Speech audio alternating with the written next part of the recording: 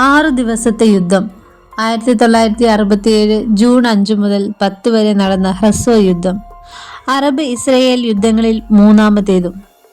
ഇസ്രയേലിന്റെ നിർണായക വിജയത്തിൽ സീനായി പെൻസുല, ഗാസ മുനം, West Bank, Jerusalem Old City, Golan Heights എന്നിവ പിടിച്ചെടുത്തു. ഈ പ്രദേശങ്ങളുടെ നില പിന്നീട് അറബ് ഇസ്രയേൽ സംഘർഷത്തിൽ ഒരു പ്രധാന തർക്ക വിഷയമായി. യുദ്ധം ആരംഭിക്കുന്നതിന് മുമ്പ് സിറിയ, ലെബനൻ, ജോർദാൻ അടിസ്ഥാനമാക്കിയുള്ള പലസ്തീൻ ഗറില്ല ഗ്രൂപ്പുകൾ ഇസ്രയേലിനെതിരെ നടത്തിയ ആക്രമണങ്ങൾ വർദ്ധിച്ചു. ഇത് വിലയേറിയ ഇസ്രയേൽ പ്രതികാര നടപടികളിലേക്ക് നയിച്ചു. 1966 നവംബറിൽ ജോർദാനിയൻ വെസ്റ്റ് ബാങ്കിലെ അൽ സമു ഗ്രാമത്തിൽ ഇസ്രയേൽ നടത്തിയ ആക്രമണത്തിൽ 18 പേർ മരിക്കുകയും 54 പേർക്ക് പരിക്കേൽക്കുകയും ചെയ്തു. കൂടാതെ 1967 ഏപ്രിൽ സിറിയയുമായുള്ള വ്യോമാക്രമണത്തിനിടെ 6 സിറിയൻ മിഗ് യുദ്ധവിമാനങ്ങൾ ഇസ്രയേൽ വ്യോമസേന വെടിവെച്ചിട്ടു. കൂടാതെ മെയ് മാസത്തിലെ സോവിയറ്റ് ഇന്റലിജൻസ് റിപ്പോർട്ടുകൾ സൂചിപ്പിക്കുന്നത് സിറിയക്കെതിരെ ഇസ്രയേൽ ഒരു ക്യാമ്പയിൻ ആസൂത്രണം ചെയ്യുന്നുണ്ടെന്നും, കൃത്യമല്ലെങ്കിലും ഈ വിവരങ്ങൾ ഇസ്രയേലും അതിന്റെ അറബ് അയൽക്കാരും തമ്മിലുള്ള സംഘർഷം കൂടുതൽ വർദ്ധിപ്പിച്ചു. ഈജിപ്ഷ്യൻ പ്രസിഡന്റ് ഇസ്രയേലിനെതിരെ സിറിയയെയും ജോർദാനെയും സഹായിക്കുന്നതിൽ പരാജയപ്പെട്ടതിന് ഗമാൽ അബ്ദുൽ നാസർ മുമ്പ് നിശിതമായ വിമർശനത്തിന് വിധേയനായിരുന്നു. ഈജിപ്തിന്റെ ഇസ്രയേലിന്റെ അതിർത്തിയിലുള്ള സീനായിൽ നിലയുറപ്പിച്ചിരിക്കുന്ന ഐക്യരാഷ്ട്രസഭയുടെ എമർജൻസി ഫോഴ്സിന്റെ പിന്നിൽ ഒളിച്ചിരിക്കുന്നതായും അദ്ദേഹം ആരോപിച്ചിരുന്നു. എന്നിരുന്നാലും ഇപ്പോൾ അദ്ദേഹത്തിന്റെ സിറിയക്കെതിരെയുള്ള പിന്തുണ അവ്യക്തമായി പ്രകടിപ്പിക്കാൻ നീങ്ങി. 1967 മെയ് 14 നാസർ ഈജിപ്ഷ്യൻ സൈന്യത്തെ സീനായിൽ അണിനിരത്തി. മെയ് 18 അദ്ദേഹം അവിടെ നിലയുറപ്പിച്ചിരിക്കെ യുനിസെഫ് നീക്കം ചെയ്യണമെന്ന് ഔദ്യോഗികമായി അഭ്യർത്ഥിച്ചു. കൂടാതെ മെയ് 22 അദ്ദേഹം അക്കാബ ഉൾക്കടൽ ഇസ്രയേലിന്റെ ഷിപ്പിങ്ങിനായി അടച്ചു. അങ്ങനെ തെക്കൻ ഇസ്രയേലിലെ ഏലാത്ത് തുറമുഖ നഗരത്തിൽ ഫലപ്രദമായ ഉപരോധം ഏർപ്പെടുത്തി. മെയ് 30 ജോർദാന്റെ ഹുസൈൻ രാജൻ കെയ്റോയിലെത്തി.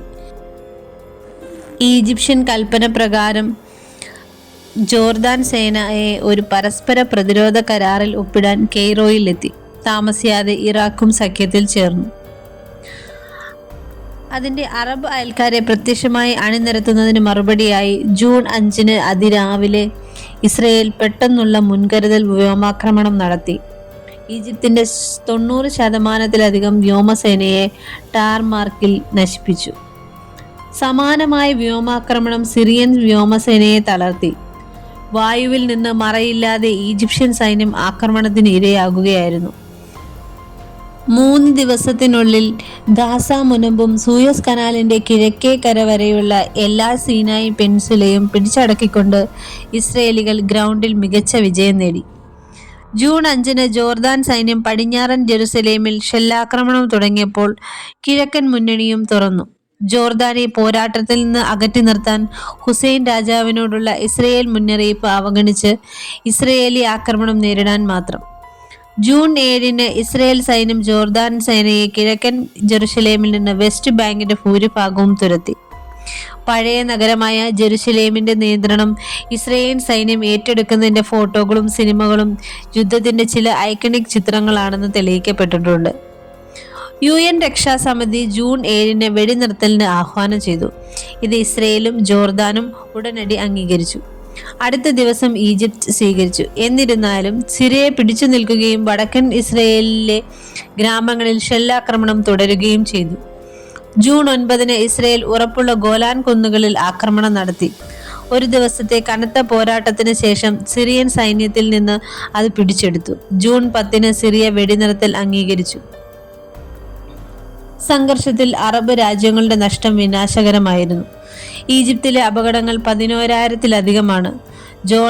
ജോർദാനിൽ 6,000-ഉം സിറിയയ്ക്ക് 1,000-ഉം ഇസ്രയേലിന് 700-ഉം മാത്രമായിരുന്നു. അറബ് സൈന്യത്തിന് ആയുധങ്ങളുടെയും ഉപകരണങ്ങളുടെയും വികലമായ നഷ്ടം സംഭവിച്ചു. തോൽവിയുടെ വ്യതിചലനം അറബ് പൊതുജനങ്ങളെയും രാഷ്ട്രീയ ഉന്നതരെയും നിരാശപ്പെടുത്തി. ജൂൺ 9 നാസർ തന്റെ രാജി പ്രഖ്യാപിച്ചെങ്കിലും അദ്ദേഹം ഓഫീസിൽ തുടരണമെന്ന് ആവശ്യപ്പെട്ട് ബഹുജന പ്രകടനങ്ങൾക്ക് പെട്ടെന്ന് വഴങ്ങി.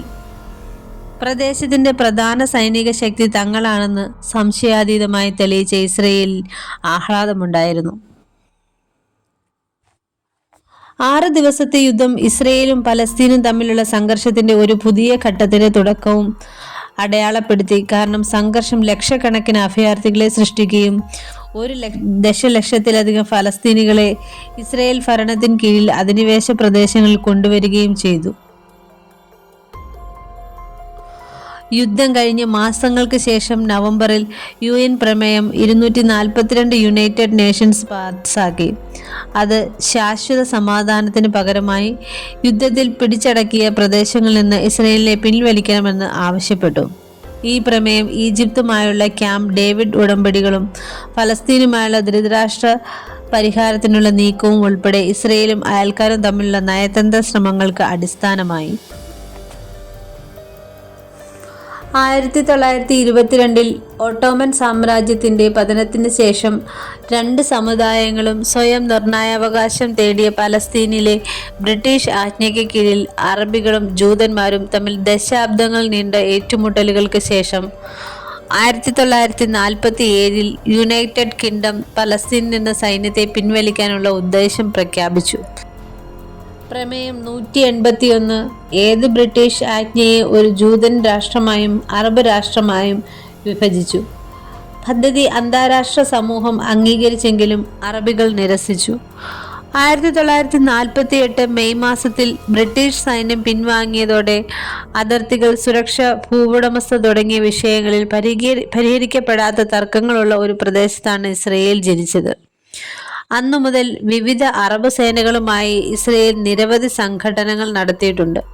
പ്രത്യേകിച്ച് 1948, 49, 1956, 1967, 1973, 1982, 2006, 2023, പിന്നെ ഇപ്പോൾ. ഇന്നും ഇസ്രയേൽ പാലസ്തീൻ യുദ്ധം തുടർന്നുകൊണ്ടിരിക്കുന്നു. അനേകായിരങ്ങൾ കൊല്ലപ്പെട്ടുകൊണ്ടിരിക്കുന്നു. മീഡിയകളിൽ കൂടി നമ്മൾ കാണുന്ന വാർത്തകൾ ചെറുതല്ല. ഓരോ ദിവസവും പൊലിഞ്ഞു വീഴുന്ന 1000 ജീവനുകൾ. ഇതിൻ്റെ ഒരു അവസാനത്തിനായി ലോകരാഷ്ട്രങ്ങളെല്ലാം ഉറ്റുനോക്കിക്കൊണ്ടിരിക്കുകയാണ്. ഇസ്രയേലും പലസ്തീനും തമ്മിലുള്ള പ്രശ്നങ്ങൾ രമ്യമായി പരിഹരിക്കാൻ എതിർ ക്രിസ്തുവിൻ്റെ വരവിനായി നമ്മൾ കാത്തിരിക്കണമോ?